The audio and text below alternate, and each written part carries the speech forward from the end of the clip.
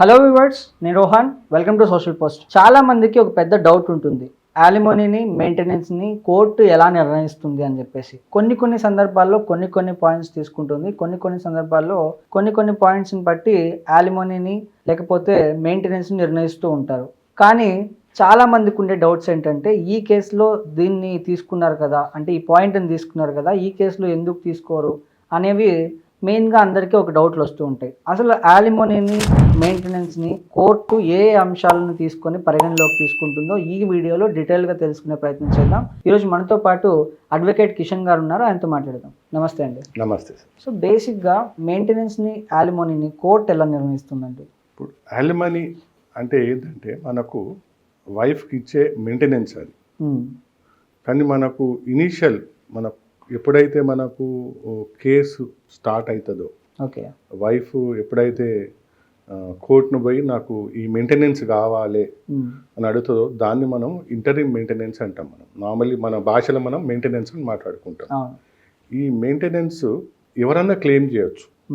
So it could be mother, it could be step mother, it could be wife, it could be somebody living రిలేషన్షిప్లో ఇంకెవరైనా అయి ఉండొచ్చు.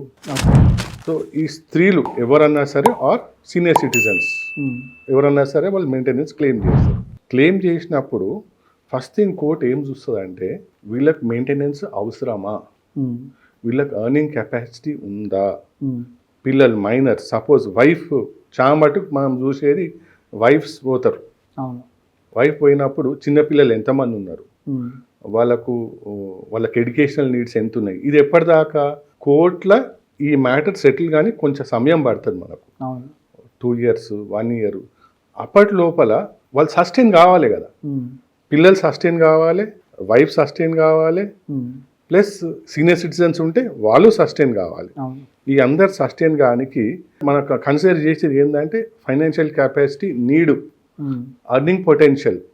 Suppose wife already తను సంపాదించగలుగుతుంది కానీ job చేస్తలేదు, అప్పుడు కోర్ట్ స్ట్రైట్ అవే చెప్పేస్తుంది, అమ్మ నీకు ఎర్నింగ్ పొటెన్షియల్ నీకు ఉన్నది, నువ్వు జాబ్ చేసుకోవాలి అని చెప్పి ఎంత అవసరమో అంతే. అయితే ఇంకోటి ఏం చేస్తారంటే మన living standards, in what standard are we living అనేది కూడా చూసి దాన్ని బట్టే కోర్టు గ్రాంట్ చేస్తుంది. ఓకే, మీకు ఒక ఇన్స్టెన్స్ చెప్తా. రీసెంట్ ఒక వైఫ్ మెయింటెనెన్స్ కోసం కోర్టుకు వచ్చింది. కోర్టు వారు బెంచ్ మీదనే కోర్టు వారిని ఏం అడిగిందంటే, అమ్మ ఇప్పుడు నాకు పైసలు అవసరం ఉన్నాయి, నేను నా చిన్న కొడుకును స్కూలుకు పంపాలి, ఆ బేబీ ఎంత 4 years, ఓకే, నేను ఆయన స్కూల్కి పంపాలి, నాకు స్కూల్ ఫీజు కావాలి. స్కూల్ ఫీజు ఏంది, ఇమీడియట్ నెసెసిటీ, అవసరత, ఆమె పని చేస్తలేదు. సో జడ్జి వారు ఇమీడియట్లీ ఎంబడే, అమ్మ నువ్వు ఏ స్కూల్కి పంపుతావు నీ కొడుకును, ఆ ఫీజు ఎంత, అన్ని డీటెయిల్స్ నాకు రాసి ఇమీడియట్లీ ఐ విల్ నేను మీకు వచ్చేటట్టు చూస్తా అని చెప్పిర్రు. చెప్పగానే ఆ మదర్కి ఎంత రిలీఫ్ అయింది.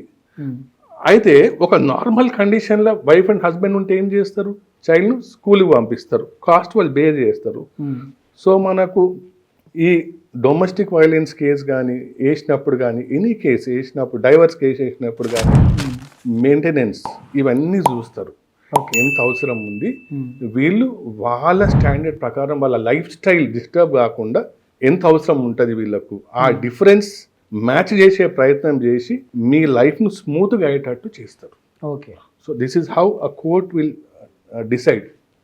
సో మెయింటెనెన్స్ అది. యాలిమనీ అంటే ఏంది, మనకు లాస్ట్లో వచ్చేది అందులో మనకు అసెట్స్ వస్తాయి.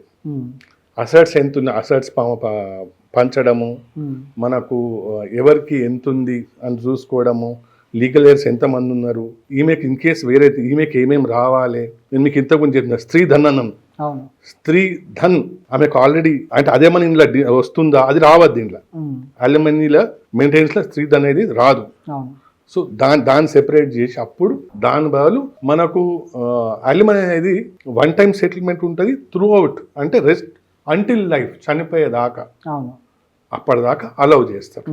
సో అది కూడా మన financial condition, working potential, medical needs అవన్నీ కన్సిడర్ చేసి చేస్తారు. థ్యాంక్ యూ అండి. Thank you sir.